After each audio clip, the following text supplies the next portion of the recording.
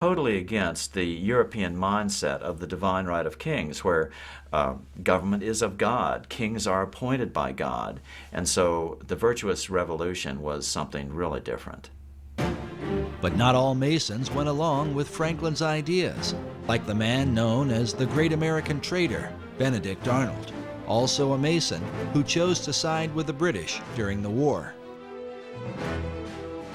Nevertheless, for good or for ill, Masonry was clearly at the helm of the War of Independence.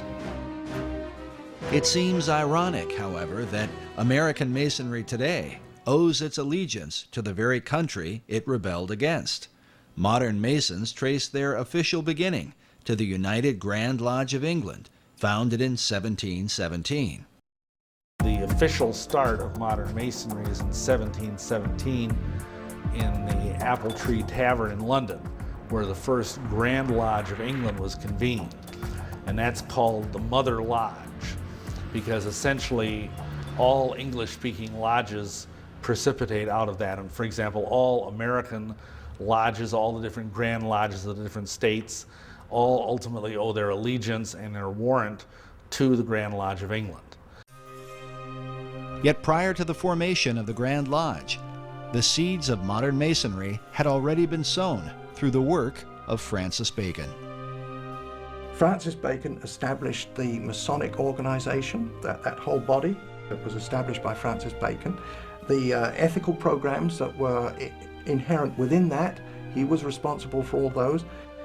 His philosophy, his ethics, his literature that he was responsible for would certainly be known to Benjamin Franklin. Was Franklin following Bacon's plan? Was it mere coincidence that he was a chief catalyst in the launching of the American Revolution? Or that his influence would also bring about the revolution in France? Masonic philosopher Manly P. Hall wrote that not only were many American founders Masons, but they received aid from a secret and august body existing in Europe, which helped them to establish this country for a peculiar and particular purpose, known only to the initiated few. Hall further suggests that Benjamin Franklin was among those few. In his book, The Secret Destiny of America, Hall writes of Franklin's involvement with the plan of Francis Bacon. In Chapter 13, titled Bacon's Secret Society Set Up in America, Hall features an illustration showing the eastern seaboard with Benjamin Franklin overseeing it, while beside him is the shadow of Bacon. Hall claims that Franklin spoke for the secret societies and that most of the men who worked with him in the early days of the American Revolution were also members. He says, quote, "The plan was working out. The new Atlantis was coming into being in accordance with the program laid down by Francis Bacon." To those who have studied him, Sir Francis Bacon is one of the most enigmatic figures in world history. Baconian societies have existed for centuries since his death in 1626. All of them credit Bacon with the great advancements of the New World. Bacon is such an interesting character, such a complex character. He was right at the center of the storm politically. He even claimed in one of his writings that he was in possession of all knowledge. You can't say that he was ignorant of the Christian concept. He obviously had some concept of Christianity and speaks of the Lord Jesus Christ, and yet he's a proponent of the New Atlantis concept. Just a very complicated character. Bacon is known as the father of modern science and the grandfather of the English Enlightenment. The phrase, "knowledge is power," is often attributed to him and represents his philosophy, that through knowledge or science, mankind could transform himself and the world into its highest state of enlightenment. His dedication to science and learning led to the birth of England's premier scientific organization. When the Royal Society of England was formed in 1662, they named Bacon as their model and inspiration. There's a book written by Thomas Sprat, who was the first president of the Royal Society. So this goes back to the early 1700s, and he wrote a history on it. And he acknowledged there that Francis Bacon was the originator of the idea. Yet even beyond the Royal Society, 20th century historian Will Durant wrote that the whole tenor and career of British thought have followed the philosophy of Bacon, a philosophy brought to America and furthered by some of her most influential leaders. Thomas Jefferson considered Francis Bacon one of the three most important men in history, along with John Locke and Sir Isaac Newton. It is even said that Jefferson believed he was fulfilling Bacon's dream for a new Atlantis by founding the United States. As a result, nearly all Baconians credit Bacon with the founding of America. This painting, once owned by Baconian author Marie Bauer Hall, shows the North American continent with the spirit of Bacon rising from the midst. Above his head is the all-seeing eye of Horus in the midst of a triangle, while upon his cloak is the rose and cross, the symbol of his Rosicrucians. Despite these things, little is mentioned about Lord Bacon in the history books of America. There are no states, cities, towns, or schools named after him, which begs the question, other than Benjamin Franklin and Thomas Jefferson, which of the founding fathers did he really influence? Which of those founding fathers were most influenced by Bacon's work? I would suggest it was all those who were Freemasons. Well, I think probably all the first presidents of America who were Freemasons, you could say, were influenced by him because of the influence that went into Freemasonry, but by Bacon. But I expect some were more influenced than others, or more inspired than others, and some may not even have known that Bacon was behind it all, in the sense of an inspirer. But maybe they all did. I mean, they were pretty intelligent men.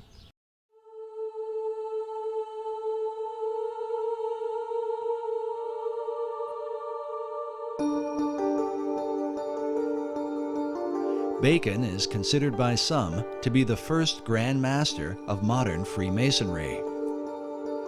While the craft would not be officially established until after his death, it was Bacon who mapped out the plan for the ultimate aim of Masonry and all secret societies, the establishment of a new Atlantis. Peter Dawkins is the founder and president of the Francis Bacon Research Trust in England. He has dedicated more than 33 years to the study of Bacon, having written some 14 books about him, with titles such as Building Paradise and Francis Bacon, Herald of the New Age. My research into the life and work of Francis Bacon and all those connected with him, which also takes me back into the wisdom traditions, which I'm very interested in, and into also things like the founding of America, the spread of modern science, and many other fascinating subjects. It's like a gateway into a huge wealth of information and knowledge for today. Dawkins' work is supported by the Pro-Grand Master of English Masonry, the Marquis de Northampton. The Grand Master in England is Prince Edward, the Duke of Kent. Because he is a member of the royal family, Masonry allows Prince Edward to appoint someone to act in his place. As such, the Pro-Grand Master, Lord Northampton, is the acting head of all British Freemasonry. While he declined to be interviewed for this documentary, in his correspondence with our producer, he made it clear that he supports Dawkins' research and considers him an expert on Sir Francis Bacon. This is significant because the Northampton legacy dates back to the time of Bacon and Queen Elizabeth I. Today, Lord Northampton holds authority over Canonbury Tower, where Francis Bacon lived in his lifetime and where he is said to have met with his secret societies. It's a fascinating building, and quite a lot of it's still left. It was once a big mansion house, And there's one wing of it left, and also a tower, which was at the end of another wing, which has disappeared. And this tower is known as Canonbury Tower. And the whole mansion itself was enlarged and decorated by a man called Sir John Spencer in Queen Elizabeth's time. And he'd had a year as Lord Mayor. He was quite an important guy in the City of London, and very, very wealthy merchant. And he had a home in London itself, and he also had Canonbury Mansion as his country home, because then it was in the country. Now it's just surrounded by London, part of London, but then it was in the country, up on a hill, and a wonderful place to go to get the country air and good for your health. And Sir John Spencer was clearly involved with Freemasonry and the early Rosicrucian group, and he embellished all the rooms of the house with special carvings on the oak panelling, which have Masonic and Rosicrucian themes.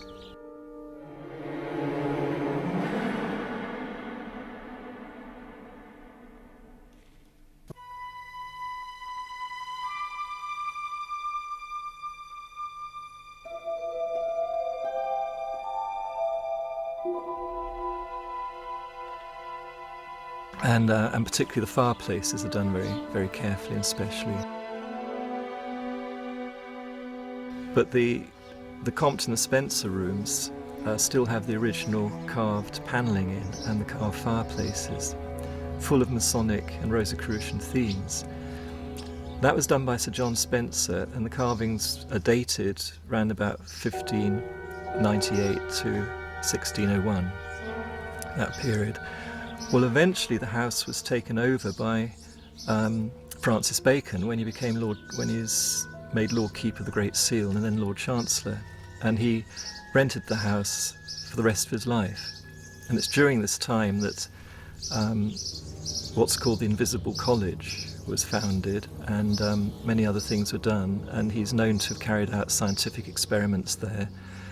And it's quite clear too that the house was the perfect meeting place for his Rosicrucian group. It was a headquarters outside London. It was private in those days. It could be well protected out of prying eyes. This labor of pursuing knowledge in secret represents Bacon's belief and method of working. In his New Atlantis, he wrote of a society that observed all things, but was known by no one. The symbolism of Bacon's home at Canonbury Tower, with all its mystery, supports the mystical view of the man, held by Dawkins himself. Well, using sort of Eastern terms, I'd say he was a master, but what in India they call a real master. But he was here in Europe, in the UK, or in England at that time. And he was just an extraordinary being. I actually think that he was the one that Paracelsus made the prophecy about, called Elias the Artist, referring to Elijah. And in tradition, Elijah is said to come again and again to prepare people for the coming of the Messiah, or coming of the Christ, which has many different interpretations. And Bacon himself called himself the herald of the New Age, which is the title of Elijah. The question posed by critics of Baconian theology is, what Christ did Bacon come to herald? Was it the Christ of the Bible, or the Christ of Masonry and the ancient mystery religion? In the ancient mysteries, a trinity is also recognized, and is represented by a symbol that is little talked about, but one that some believe stands at the heart of all the Masonic tradition. It is known as the 47th proposition of Euclid, or the Pythagorean theorem. Manly P. Hall illustrates and explains the occult symbolism of this theorem in his book, The Secret Teachings of All Ages. According to Hall, the right triangle represents this trinity. The perpendicular side symbolizes the masculine, or divine father, while the base represents the feminine, or divine mother.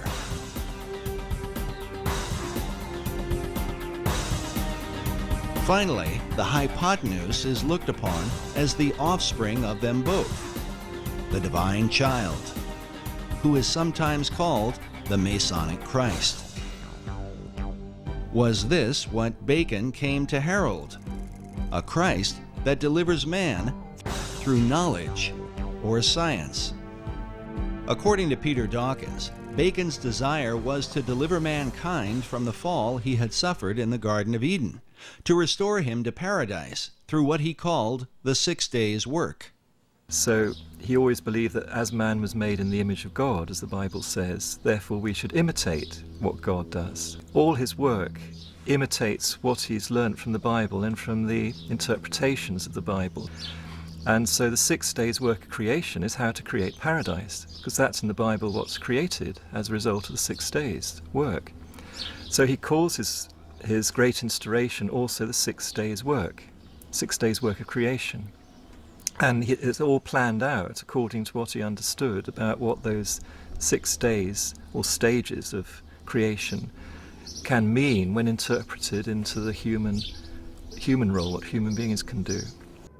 While Bacon based his understanding on the Bible, Dawkins admits that his approach was not through traditional Christian doctrine, but rather a mystical view based in the teachings of Kabbalah. He worked like a Kabbalist. He was a master of the Kabbalah, and particularly the Christian Kabbalah. The Kabbalah goes back through the Hebrews, through Moses, to ancient Egypt, and before that it's said to Enoch, who was the great initiate and king of Atlantis. And it said all the teachings come from Enoch, including this Kabbalah. And Bacon was a great master of Kabbalah. His whole work is based on Kabbalistic principles. While explaining Kabbalah could go on indefinitely, it might be generally called the Jewish version of the ancient mystery religion. In the modern world, Kabbalah has gained popularity among celebrities and is practiced by Barbra Streisand, Mick Jagger, Roseanne Barr, Britney Spears, Jeff Goldblum, Elizabeth Taylor, Paris Hilton, Demi Moore, Winona Ryder, and of course Madonna, who has become a principal spokesman, much to the objection of some traditional Jews. In short, Kabbalah is designed to lead mankind to perfection, where man becomes a godlike being. It is a system that goes hand in hand with the concept of building paradise on earth. Sir Francis Bacon, the great Kabbalist, believed that the pursuit of science, or knowledge, was the way to achieve this great work. Most schoolboys used to know who Francis Bacon was and what he contributed to our knowledge today, and it was the method of science. Well, his first most public and fundamental effect he had was to form the basis of modern science, which is the experimental method. So he promoted what Socrates had also promoted, which was to not just think in your mind and argue, through arguments and so on, which is an Aristotelian method, but actually go out and look what is there in reality, in nature, and study nature and derive your thoughts and ideas from that and base experiments on that to see if they work. Then if they work and if they're useful and they're proved useful over a length of time, then you might consider you've got perhaps a bit of truth, and then you build on that. Well, up to Bacon's time, most of what one could call science, which was not really properly existing as such, except in the mystery schools, in all university, academia and so on, was just producing arguments after arguments. You see, up until Bacon's day, it was the church that was in control, and in fact the church was in control up until about the 1800s. So the church was in control, but the church hierarchy wasn't necessarily pure Christian. There was a lot of people that were there because they could handle 3 or 4 languages and they had great intellect, but were they Christians? Real Christians? No, likely they were not. They knew their scripture, of course, but they were operating by the world system, and so the world system corrupted them. This corruption extended to their powers of discernment While the Bible teaches that men should prove all things, many church academics in the Middle Ages trusted in an unsound method of deductive reasoning based upon a faulty understanding of the Scriptures. And typically it would go this way, to give an example. They would take from the book of Acts where it says, and the gospel was preached to the whole world. That's one statement. Now the common statement that goes with that is, but the disciples and the apostles never went to the whole world. And therefore you could deduce from those two statements that, well, there were no people on the other side of the world to preach to. You see, well, obviously were, because the explorers found there were people in Australia and Tasmania. Years later they found that. So there were other people on the other side of the world. So you see, they got the wrong deduction using that method of deduction. And that's what Francis Bacon pointed out. He said there's so much nonsense. And so Bacon set out to establish a scientific method, one by which mankind might achieve all knowledge. Through this method, Bacon sought to bring forth a light that would eventually disclose and bring into sight all that is most hidden and secret in the universe. But first, he would have to find a way to overcome the stubborn traditions employed by the academics of his day, who would rather debate than examine. Bacon gives a great example in exasperation. When he was at university, he saw that there were professors and students spent 3 or 4 years debating how many teeth a horse has. Nobody went out to actually count them, They just wasted all that time debating how many teeth a horse has. So he saw that as fruitless, wasn't producing anything good or useful, and humanity just was not evolving, and there's so many people in poverty and sickness. So he wanted to relieve that poverty and sickness and get us towards a future paradise, a world paradise, not just for the England, but for the world. So he really started the whole principles of modern science, which is this experimental method. And then he had a formula to start with the basics, the physical world, which is physics, physical laws, and then work upwards towards metaphysics and so on. He couldn't talk too openly when it got to metaphysics because it landed him in trouble with the religions of the time, who were at war with each other. So he had to do that in a more careful way, more veiled way. But right about it he did.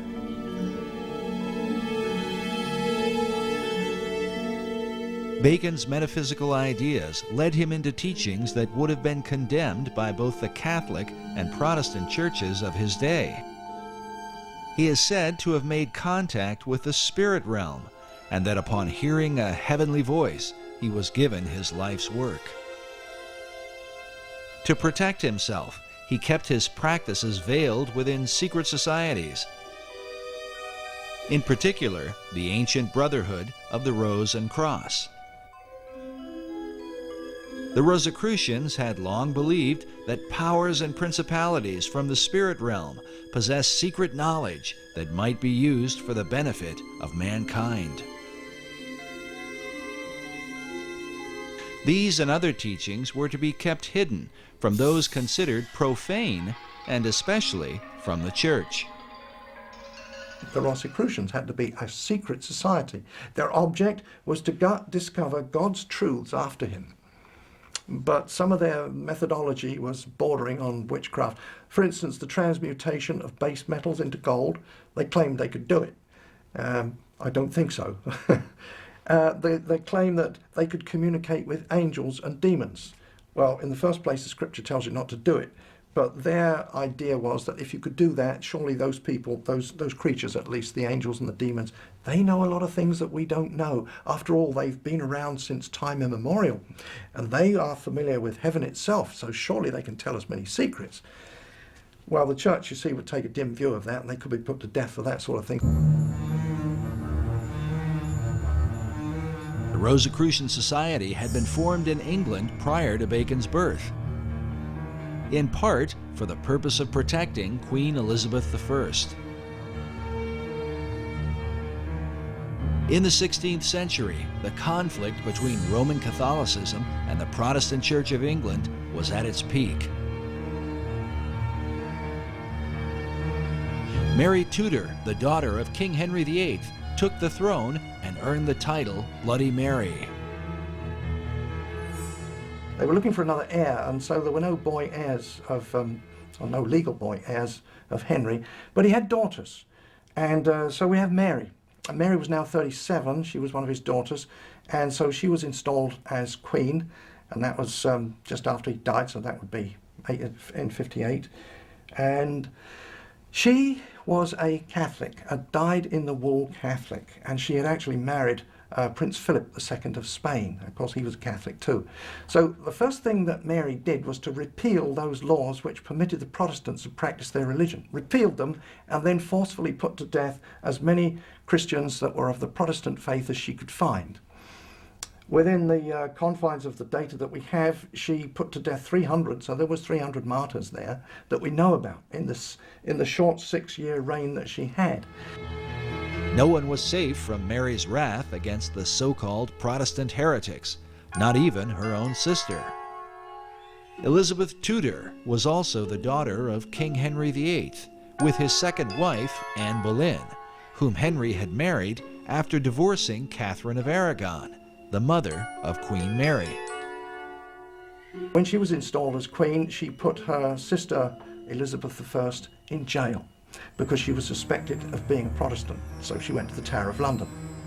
While imprisoned in the Tower, Elizabeth formed a friendship with a mysterious member of the court, a mathematician and mystic named Dr. John Dee. He was known in the early Elizabethan days as the real wise man, the magus, and he was into a lot of esoteric study. You know, he was certainly an initiate of the wisdom traditions. Dr. John Dee was one of the foremost geniuses of his day. John Dee was 34 years older than Francis Bacon, and John Dee was a mathematician, lived in London. He was a mathematician and astrologer to Queen Mary Tudor, and that's Bloody Mary.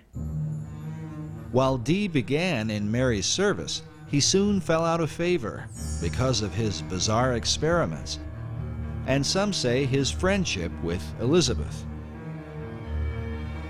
In any case, Dee was imprisoned under suspicion of sorcery, an accusation that would follow him throughout his life, and one that seems not unfounded considering his system of magic is still practiced by many occultists to this day.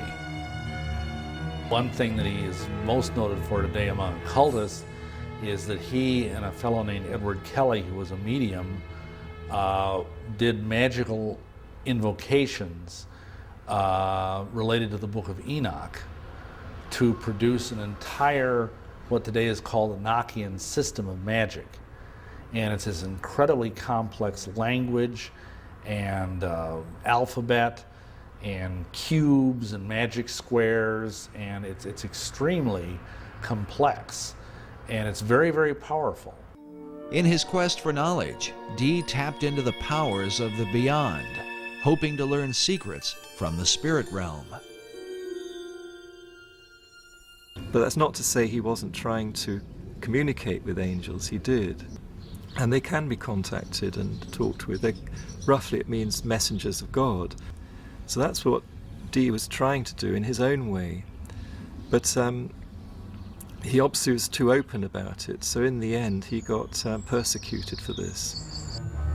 But not everyone saw Dee's dabbling as communicating with angels of God. Dee once wrote that he was looked upon as a companion of hellhounds, a caller and a conjurer of wicked and damned spirits. Yet like Bacon, he practiced much of his craft in secret as an active member of the Rosicrucians in England. Some even credit Dee with founding the modern Rosicrucian movement. As such, communing with angelic beings that provide scientific knowledge was a familiar practice. Now, there was a pretty very brief and shady dividing line between what they called scientific knowledge and what we might call outright witchcraft today. It was a The demarcation there was very shadowy. This shadowy line was one that Dee crossed many times. Yet for a while, he flourished under the reign of Queen Elizabeth. During this era, some believe that he was a kind of mentor to Sir Francis Bacon. Well, we know from Dee's diary that Bacon made one visit, at least, to Dr. John Dee's home at Mortlake. And when these visits were recorded, Dee was, meaning people had come to talk with Dee and discuss esoteric matters with him and to use his library and so on like that. So we know that that's a historical record we have. Otherwise, it's circumstantial evidence.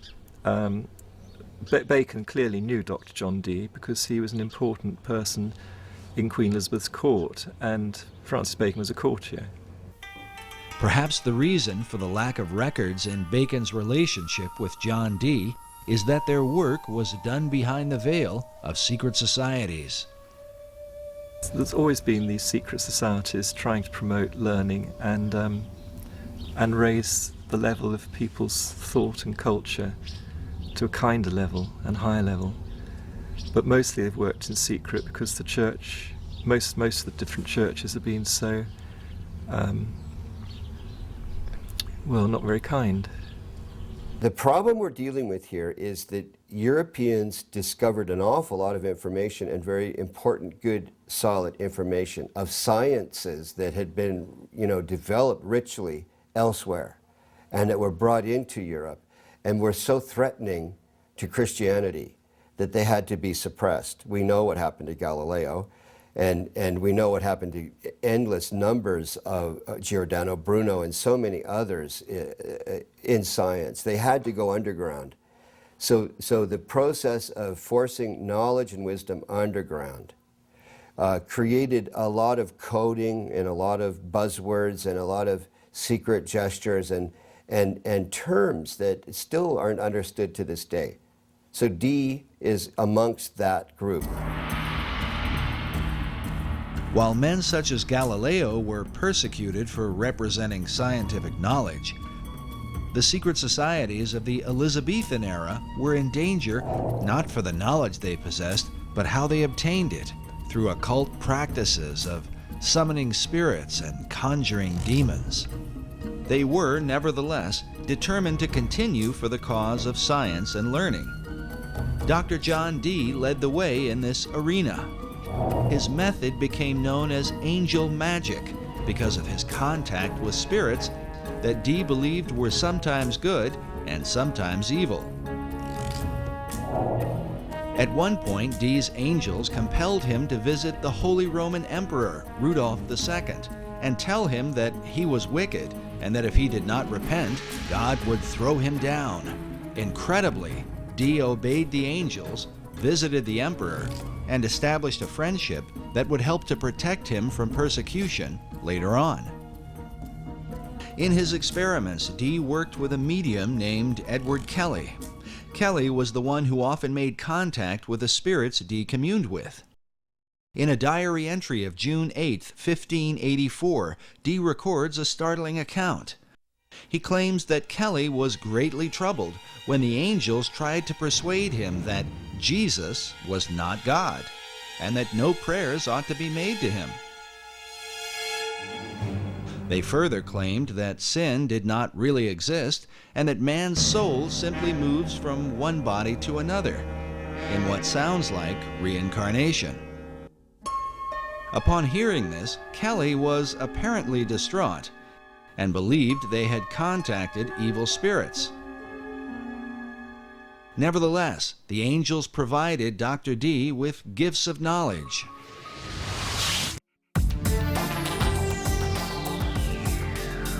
Dee was the first to apply Euclidean geometry to navigation. He built the instruments for and trained the first great navigators. He is credited with coining the word Britannia, or Britain, and his influence laid the foundation for what would become the British Empire. He made his own maps and is said to have charted the northeast and northwest passages in his attempts to increase the wealth of England by gaining access to the New World. And believe it or not, the New World has been secretly influenced by his example. John Dee is considered the original wizard. He was the inspiration for the character of Prospero in Shakespeare's The Tempest, and for Christopher Marlowe's Dr. Faustus. In the modern world, Dee was the role model for J.K. Rowling's Albus Dumbledore in the Harry Potter books, the character of Gandalf in Tolkien's Lord of the Rings, and even Ian Fleming's James Bond. Few people know that John Dee was the original Agent 007 in Her Majesty's Secret Service. Ian Fleming got the idea for his designation 007 for James Bond from the fact that that was how John Dee would sign his correspondence when he was overseas working as a spy for Queen Elizabeth. He would always sign his name 007. And that's where the concept came in for James Bond. Because James Bond was originally intended to be kind of a modern day Dr. John Dee, although it never really developed that way. While Dee's character continues to intrigue, some would argue that compelling the imaginations of literary minds was not his greatest influence.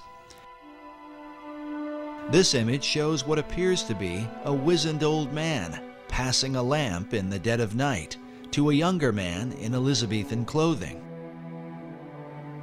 Baconians believe this old world engraving represents Dr. John Dee passing the lamp of esoteric knowledge and wisdom to his successor, Francis Bacon. Both Bacon and Dee were men of science, dedicated to the advancement of learning. Both men were members of the Rosicrucian Society, of which Bacon would become the chief. Like Bacon, John Dee believed that America was indeed the lost continent of Atlantis. But where did he get this idea? Was it given to him by his angels?